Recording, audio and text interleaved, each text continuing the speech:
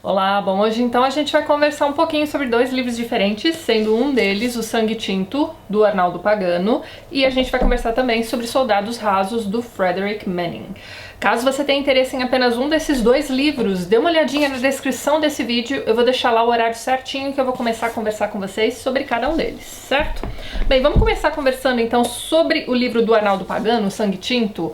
Essa indicação é um publi editorial. Então, esse aqui na verdade não é o primeiro livro do Arnaldo. O Arnaldo já tem um livro de contos autopublicado pela Amazon, e esse é seu primeiro romance, então é um romance policial. Dentre outras coisas, o Arnaldo é também jornalista, e aqui ele vai desenvolver pra gente uma história bastante interessante que se passa, na verdade, na cidade do Porto, em Portugal. Mas o nosso personagem principal é um brasileiro. Ele é, na verdade, então, um policial, não vou dizer aposentado, mas digamos que ele tem abandonado sua carreira como policial, como investigador, enfim. E é somente ao longo da leitura que a gente vai descobrir o motivo, né? O que levou, então, esse grande policial, reconhecido ali em seu meio e tudo mais, a abandonar sua carreira e a se tornar, então, um universitário na cidade do Porto. A história começa então no que é conhecido como Noite de Baldes, e gente, eu nunca tinha ouvido falar nisso, mas enfim, aparentemente é o seguinte: lá no Porto existe essa tradição de que às segundas-feiras, e aí já não sei, vocês aí que são de Portugal me corrijam por favor, mas aparentemente todas as segundas-feiras a bebida alcoólica é vendida então com um precinho mais baixo, principalmente o que eles chamam de baldes, né, que são ali os copos grandes de 1 litro, qualquer coisa do tipo, enfim. E o nosso amigo aqui, nosso personagem principal, vai participar então de uma noite de baldes, e é nessa noite que ele vai presenciar um crime.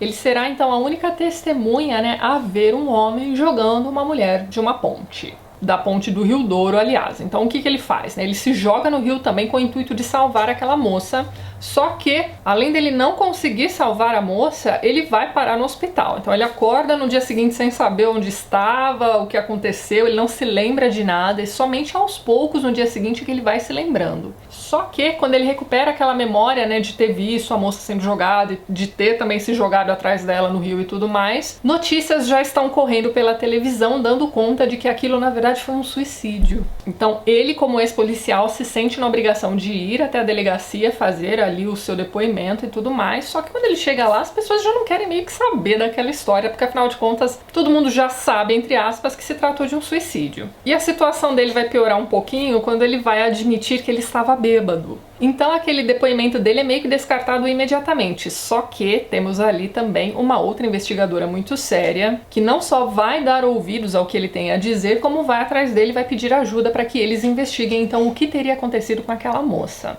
E aos poucos essa história vai se transformando numa bola de neve, porque eles vão se dar conta de que aquela moça na verdade era uma funcionária de uma grande empresa de vinho do Porto que só tem um concorrente. Então existem ali duas grandes marcas de vinho do Porto que vivem brigando, enfim, as famílias que tomam conta ali dessas duas empresas diferentes não se dão, inclusive são inimigos mortais e coisas do tipo, enfim. É essa trama que a gente vai acompanhar aqui na história. E assim, não sei se vocês notaram, mas é um livro super curtinho, ele tem ali cerca de 200 páginas, o que é ótimo, porque o autor não encheu linguiça aqui de jeito nenhum.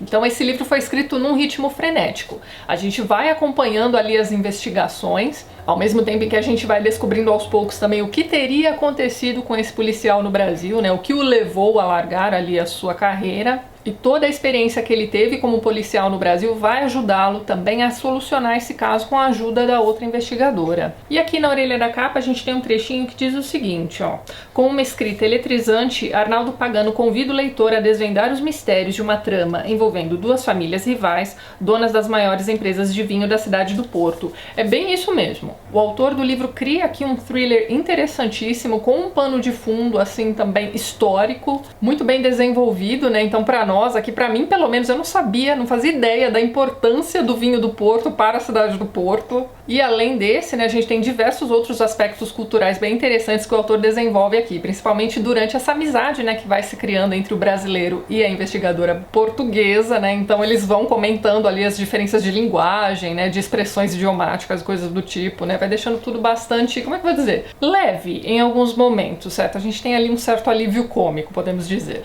Então, para você aí que gosta de thrillers, né, de romances policiais, não podem deixar passar o livro do Arnaldo. Esse livro foi publicado pelo selo Transversal da editora 8,5. Está disponível no site da editora, eu vou deixar o link lá embaixo para onde vocês podem encontrar o livro. E na descrição do vídeo vocês vão encontrar também as redes sociais do autor, então não deixe de dar uma olhadinha, certo? Muito bem, agora a gente vai conversar um pouquinho sobre este livro incrível chamado Soldados Rasos, de Frederick Manning.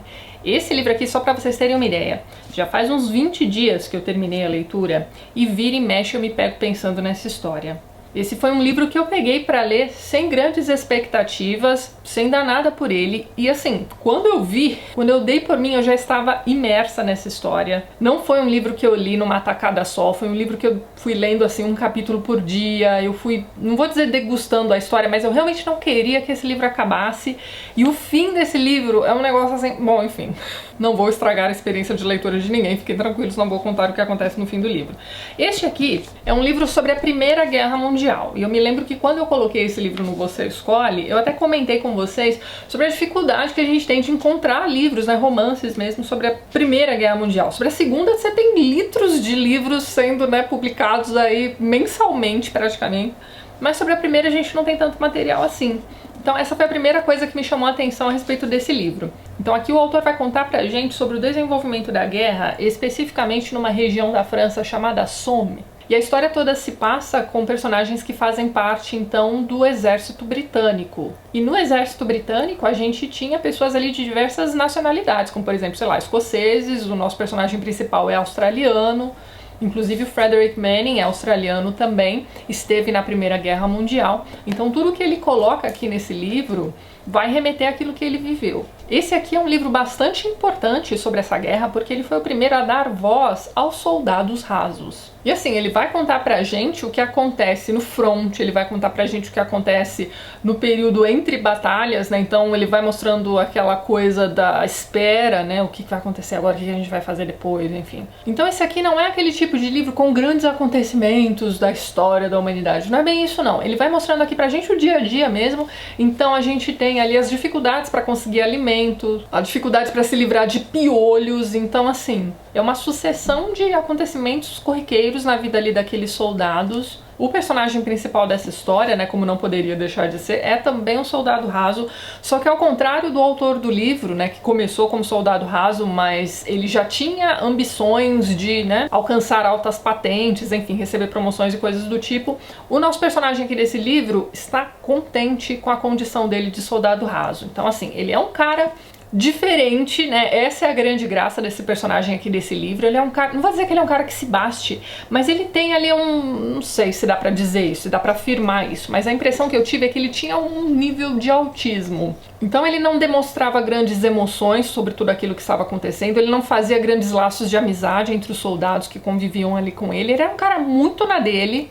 Então, enquanto os outros ficavam ali contando histórias da vida deles e tudo mais, ele não contava nada, o que fez com que as pessoas, não só os soldados rasos, mas os capitães também, que lidavam ali com esse cara, né, começassem a criar umas histórias sobre ele. Então, uma das histórias que se contava ali era que durante um jogo de cartas, ali numa das noites em que eles estavam esperando, né, o entre ataques, né, digamos assim, ele também estava naquele quarto em que aquele jogo estava acontecendo, por conta ali do jogo de cartas, né, dois dos jogadores acabaram brigando e um deu um tiro na cabeça do outro. E enquanto todo mundo tava ali comovido com aquilo que estava acontecendo, né, enfim, decidindo o que iam fazer, né, tudo mais, esse cara tava lá no cantinho dele, sentado no colchonete dele, só observando. Então muitas das conversas dos outros soldados que a gente vai acompanhar aqui nesse livro são sobre esse cara. Então eles ficam, né, especulando, né, quem seria esse cara, né, o que o teria feito ser daquele jeito, enfim. Mas ele é um cara super tranquilo, super na dele. E ele também é o único ali daquele batalhão que fala francês, né. Ele mesmo admite que o francês dele não é tão bom assim, mas ele consegue se comunicar. Então existem ali alguns momentos em que eles precisam, né, se movimentar ali dentre as vilas e tudo mais, e eles precisam pedir abrigo nas casas, né, nas propriedades, né? Então a gente tem que pensar também que os homens estavam todos na guerra. Então eles eram recebidos por famílias de mulheres e tudo mais. Ele, por ser o único cara a falar francês e também por ser muito respeitador e tudo mais, era sempre ele quem ia até lá se apresentar, pedir abrigo. Então ele meio que limpava a barra dos outros soldados, sabe? Além dele ser essa criatura esquisita, ele também era muito admirado pelos outros. E em diversos momentos aqui, os comandantes e tudo mais, né, querem dar ali uma promoção pra ele, porque ele é muito bom, enfim. Mas como eu tinha dito pra vocês, por ele continuaria ali soldado raso o resto da vida, sem problema nenhum. Então assim, conforme a gente vai acompanhando a rotina desses soldados, né, as cartas que eles recebem de familiares, as perdas que eles vão tendo pelo caminho também, os amigos que vão morrendo, vão ficando pra trás. Então assim, a escrita do Frederick Manning vai deixando pra gente bem claro, né, aquele movimento de rotina realmente. Mas mesmo assim, existem alguns episódios que ele conta aqui pra gente que são de partir o coração, gente. Tem um momento aqui, vou contar só um pra vocês, em que ele está ali numa casa de mulheres e tudo mais, ele é o único que fala francês, e essa mocinha da família ali e tudo mais, né, já teve um namoradinho soldado que esteve ali na casa delas pelo mesmo motivo, do mesmo jeito que esses rapazes estão lá agora, né? Ficaram ali um tempo e depois continuaram seguindo viagem. Só que esse namoradinho dela não falava francês também, então eles se comunicavam assim aos trancos e barrancos. O que ela queria, né, o que ela espera do nosso soldado raso aqui, é que ele escreva uma carta em inglês por ela pra esse rapaz, né? Então tudo bem, ele tá lá escrevendo a carta, ela vai dizendo em francês, ele vai transcrevendo em inglês, e aí o que acontece é o seguinte, num dado momento da carta ela começa a dizer, ah, eu te amo, estou aqui esperando por você, meu amor, alguma coisa do tipo, e ela vai repetindo tanto eu te amo, eu te amo, eu te amo, que o próprio soldadinho raso que tá lá escrevendo a carta, num dado momento, dá um negócio nele, que ele vira pra moça e fala assim, mas você me ama mesmo? Então assim, parece nada demais, não é mesmo? Só que você tem que pensar em todo o contexto da coisa. São pós-adolescentes que estão vivendo aquela situação tenebrosa na guerra. Quantas vezes aquele moço ouviu de uma mocinha que ele era amado? E o narrador até vai deixar bem claro pra gente que ela não era atraente, ele não achava aquela moça bonita nem nada do tipo, mas só de ter ouvido aquilo, ele se sente ali...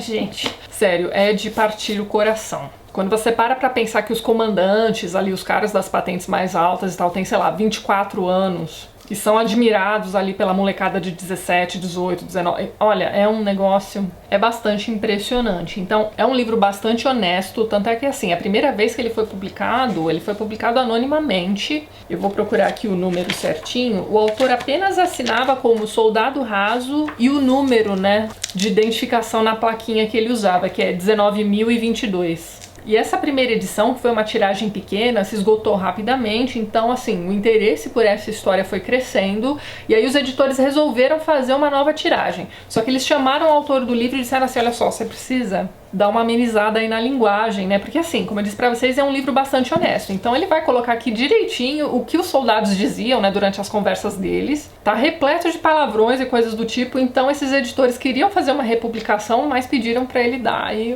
uns cortes, né, digamos assim, né? Deram uma censurada no livro do Manning. Ele aceita, e aí só nos anos 70 é que esse livro vai ser então republicado, e dessa vez sem os cortes. Essa edição da Carambaia que eu tenho em mãos aqui é uma tradução dessa edição sem cortes. E essa aqui também foi a primeira edição desse livro aqui no Brasil. Então assim, gente, na descrição do vídeo eu vou deixar o link para onde vocês podem encontrar esse livro. E vocês vão ver que o preço dele é bastante salgado, né? A Carambaia é uma daquelas editoras que tem uma proposta parecida com a da Kozak Naif, né? Então os livros são edições de luxo, né? Em capa dura, com fitilho e tudo mais. As tiragens deles são de apenas 1000 exemplares. Os exemplares são numerados, então o meu, não sei se vai dar pra vocês verem aqui, mas o meu é de número 248. E aquilo, é um livro excelente, é um livro que com certeza eu vou reler mais pra frente, é um livro que me marcou bastante, então assim, é um preço salgado, mas é um livro excelente, numa edição impecável. Quase um mês depois da leitura ainda me lembro de algumas coisas desse livro e me dá um apertozinho, mas... fica aí a dica pra vocês, caso vocês já tenham esse livro, né, na estante, sério, pegue logo pra ler porque vai valer muito a pena. Então deixo aqui a dica pra vocês, vejo vocês nos próximos vídeos do canal, um beijo grande e até mais.